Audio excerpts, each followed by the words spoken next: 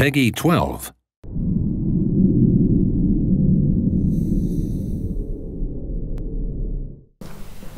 Welcome, heroes, to this combat demo of Might and Magic Heroes 6. I'm Noémie Verpeau, your community developer, and I'm going to explain how combat is handled in Heroes 6. Just a quick disclaimer. What you are seeing here comes from an alpha version of the game, so there are still a couple of bugs and placeholders here and there. Now let's see what's on the screen.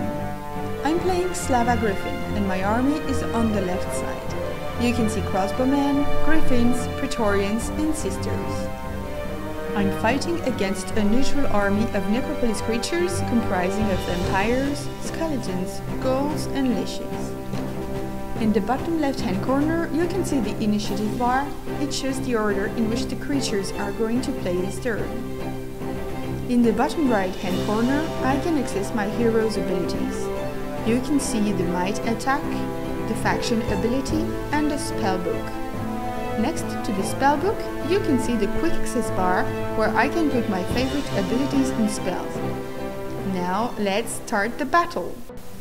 Vampires are fast creatures, so they go first.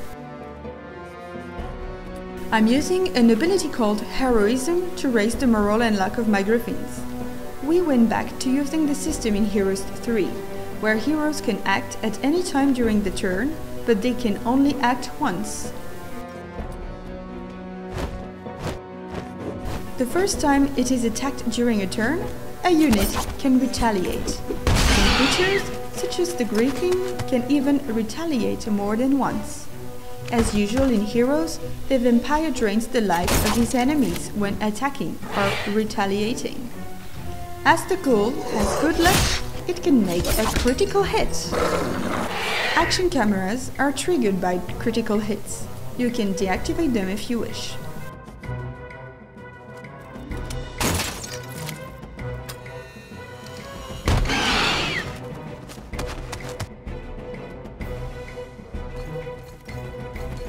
Can you see the glittering effect on the Griffin?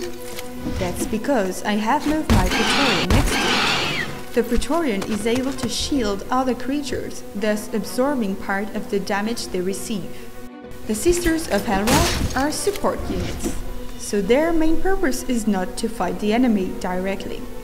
Here, my sisters are healing the Griffins. They can also resurrect fallen units as long as the stack itself hasn't been destroyed.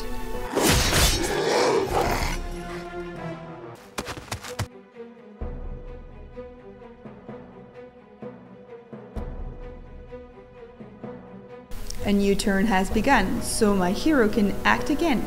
If I don't want to use an ability, I can also use a heroic strike with my hero.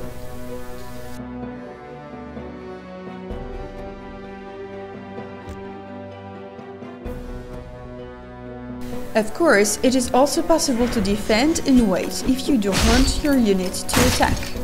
All Heroes fans will have recognized the golden bird above the Griffin, which means morale is high. So the Griffin will act twice this turn.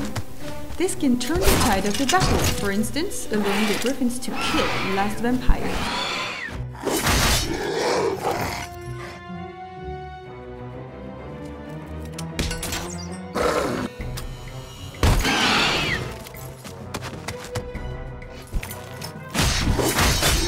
Once upgraded, the skeleton's attack spreads a web, decreasing the initiative of enemy units.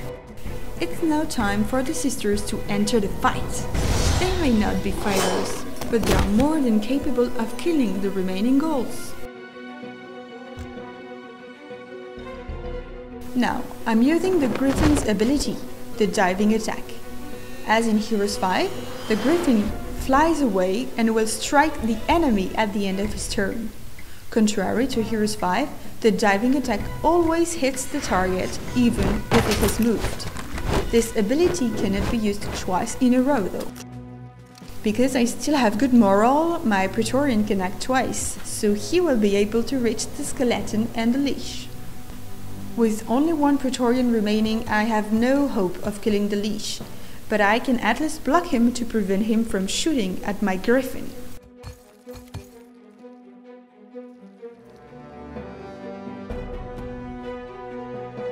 Time for my hero to destroy this sack of bones.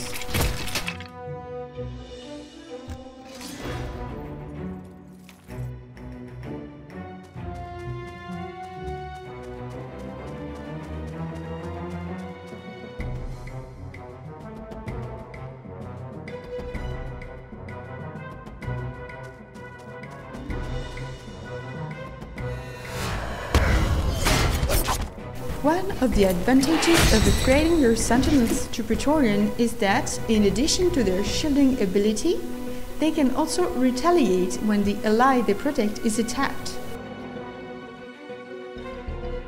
Thanks to high luck, the Griffin makes a critical hit. The leash will go out in style.